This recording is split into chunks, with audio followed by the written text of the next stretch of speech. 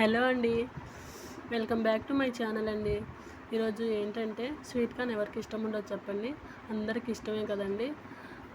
Sweet corn ఎప్పుడు ఒకేలా కాకుండా ఇలా కూడా అప్పుడప్పుడు చేసి పెట్టండి. పిల్లలు కానీ పెద్దవాళ్ళు కానీ చాలా అంటే చాలా ఇష్టంగా తింటారండి. ఏం లేదండి, పొట్టంతా తీసేసి వీటిని శుభ్రంగా వాష్ చేసి ఇలా సపరేట్ చేసుకోవాలండి.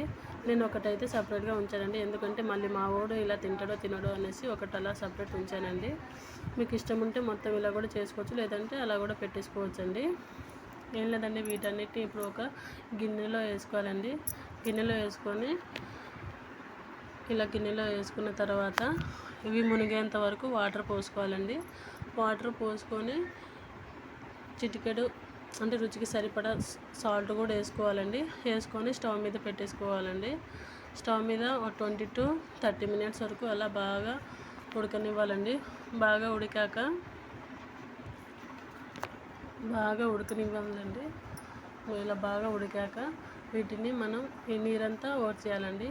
ఓడ్చేసిన తర్వాత ఒక బౌల్లో వేసుకొని ఇందులో కొంచెం కారం, కొంచెం సాల్ట్ వేసుకొని మిక్స్ చేసుకొని ఒక నిమ్మకాయ పిండి వేసుకున్నామంటే అండి చాలా అంటే చాలా టేస్ట్గా ఉంటాయండి. మీరు కూడా ఇంట్లో ట్రై చేయండి, మీకు కూడా నచ్చుతుందండి.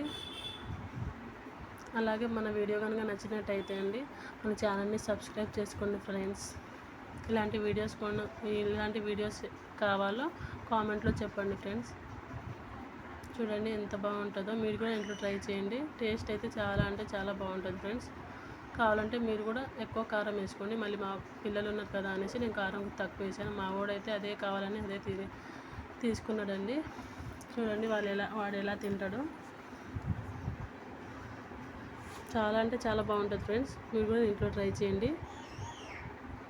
వాడైతే తీసుకొని తినేస్తున్నాడు. వేడిగా ఉంది అంటుండే ఫ్రెండ్స్. అంతే అండి, ఇంకా వీడియో కనుక నచ్చినట్టయితే మన ఛానల్ని లైక్ చేసి షేర్ చేసి సబ్స్క్రైబ్ చేసుకోండి ఫ్రెండ్స్.